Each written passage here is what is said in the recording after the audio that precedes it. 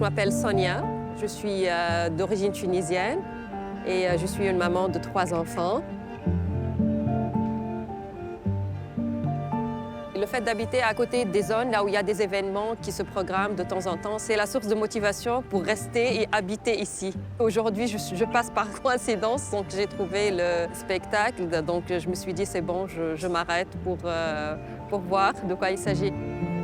Mon nom est Perrette Subtil, je suis directrice générale du MUMAC, le Musée des métiers d'art du Québec à Saint-Laurent. Ce qui me motive tous les jours dans ce musée, c'est qu'on a une belle diversité, on a une magnifique collection et on est dans un espace magnifique. Et moi, mon travail, c'est vraiment de m'adresser à tout le monde et faire en sorte que la culture à Saint-Laurent soit accessible et soit bien comprise pour tous les publics. Alors, sur le plan historique, en fait, la chapelle a toujours été quelque part dédiée à une diffusion culturelle. À partir du moment où le Collège de Sainte-Croix va devenir le Cégep de Saint-Laurent en 1967, il va y avoir une vocation pédagogique derrière cet espace. Bonjour, je m'appelle Jessica Liu. Je suis résidente à Saint-Laurent, ici. Je suis maman de 2 enfants de 2 ans et 3 ans. J'ai ma commerce qui s'appelle Café Les Bourlets. Quand je dépose le café sur la table à mon client ou à ma cliente, je vois dans leurs yeux qu'elles apprécient beaucoup ce que je fais. Pour moi, cette rue des Carrés, elle a toujours été une rue animée.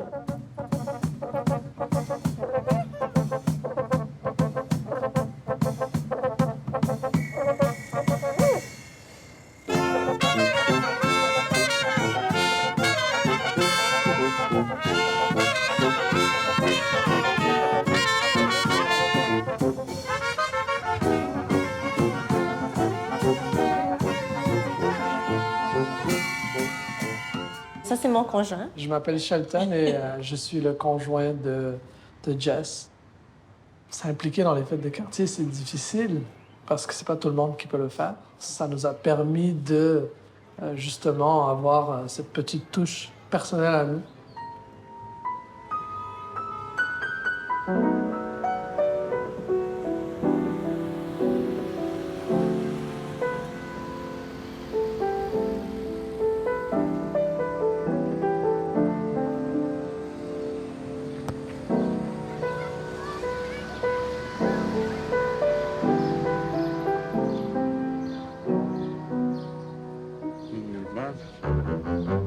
Bonjour, je m'appelle Pablo Seïv, résident de Saint-Laurent, papa de Béatrice et Clara.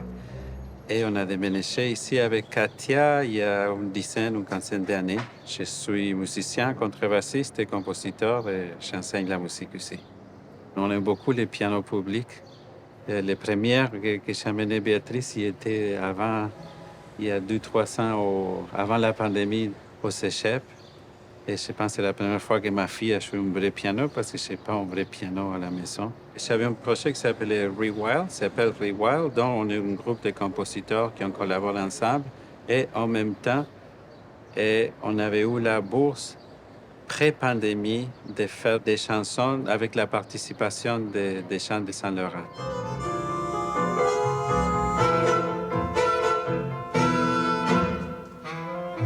On est allé chercher des histoires d'amour et Katia, ma copine, elle écrit les paroles et moi j'écris la musique.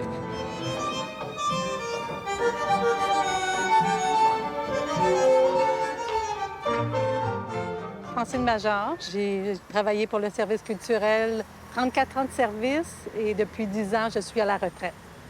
Parce qu'il faut savoir que la fête de Saint-Laurent coïncide avec l'anniversaire du saint patron, le Saint-Laurent. Saint-Laurent voulait faire vraiment une fête à eux et on faisait vraiment une fête, mais grandiose. Cette fête-là était attendue par beaucoup de citoyens. C'était un rassemblement, je vous dirais, de milliers de personnes qui venaient même de l'extérieur de Saint-Laurent. Il y en avait pour les enfants, théâtre pour enfants, il y avait des jeux extérieurs. De là, l'idée d'aller faire participer des troupes de folklore, des troupes ethniques. 42 ans, 40 ans, c'était vraiment l'effervescence du milieu théâtral, du milieu culturel à Montréal et au Québec. C'est la naissance de beaucoup de compagnies, que ce soit le jeune public ou pour adultes. Mais il y avait vraiment quelque chose qui brassait dans les débuts des années 80.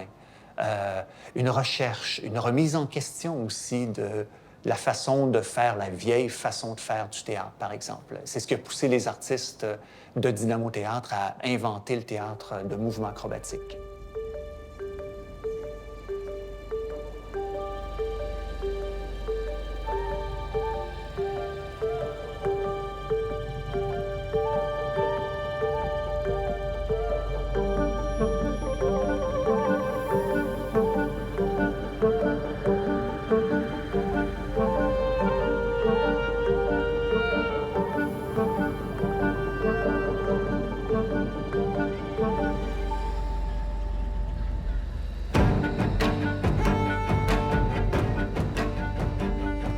Je m'appelle Yves Simard, je suis co-directeur artistique de Dynamo Théâtre.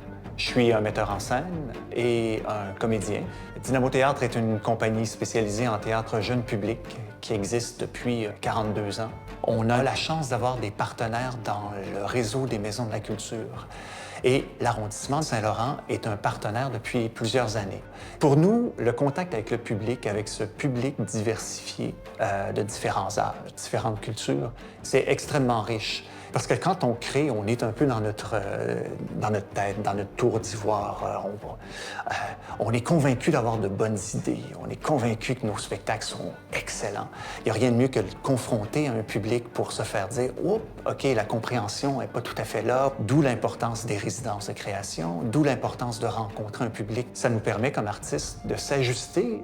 La culture ne peut pas se concentrer dans un seul lieu ou un seul événement. Il faut avoir des lieux, un peu comme la salle Émile Legault, très équipés, tout ça, pour diffuser des formes plus élaborées. Mais il faut être capable de diffuser la culture un peu partout.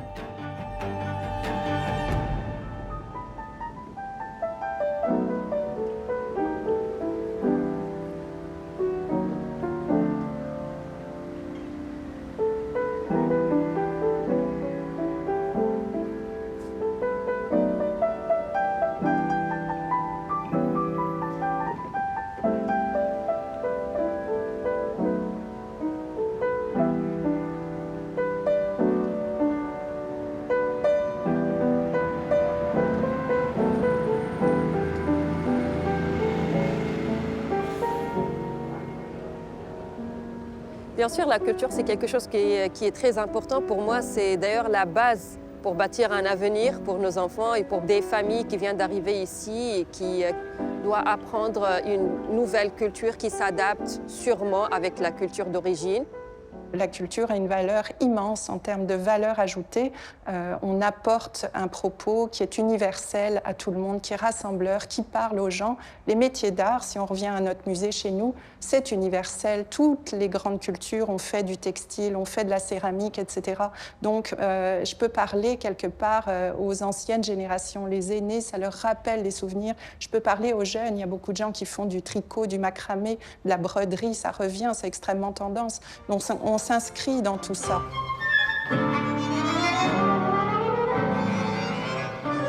La culture, en général, c'est comme ce qui nous nourrit, ce qui nous donne envie de vivre.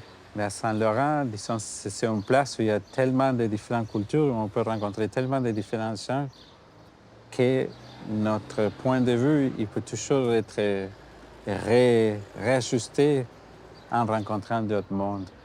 Pour moi, c'est très important de participer avec les enfants et de les faire intégrer dans ce genre de spectacle, que ce soit des activités sportives, culturelles, musicales, je ne sais pas, dans tous les domaines.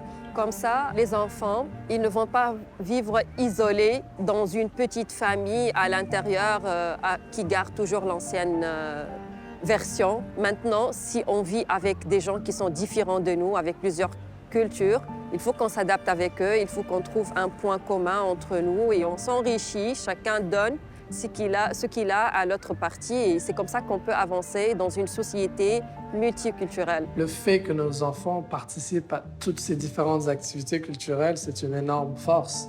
C'est ça qui va faire qu'eux, ils vont ouvrir leurs portes et leurs idées à tout. Ils vont pas être renfermés dans leurs activités, leur culture simplement.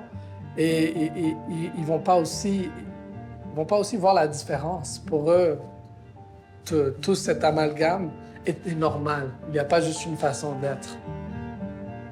Si un de nos spectacles venait qu'à inspirer un enfant issu de l'immigration, pour moi, c'est l'idéal. C'est pour ça que je fais ce métier-là, pour essayer d'inspirer, pour essayer de transformer le monde, transformer les gens. Puis je me transforme au contact de ces personnes-là. C'est très important que les gens puissent découvrir, être inspirés aussi, voir des choses qui les inspirent. On voit beaucoup de choses sur les réseaux sociaux, sur Internet, etc. Mais des objets en vrai, des moments de retrouvailles, des moments de recueillement, des moments de découverte, ça prend ces espaces-là, ça prend ces lieux-là qui sont des lieux physiques. J'encourage les jeunes à aller au-delà des métiers qui rapportent énormément d'argent. J'encourage, s'ils ont un talent, à le développer, que ce soit le dessin, l'écriture, que ce soit le jeu sur scène, que ce soit la technique aussi. Il y a énormément de métiers dans la culture, dans l'art. Devenir un artiste, moi, j'ai dit à ma mère à 3 ans que je voulais être un clown dans un cirque. Ça... j'ai comme continué, quelque part.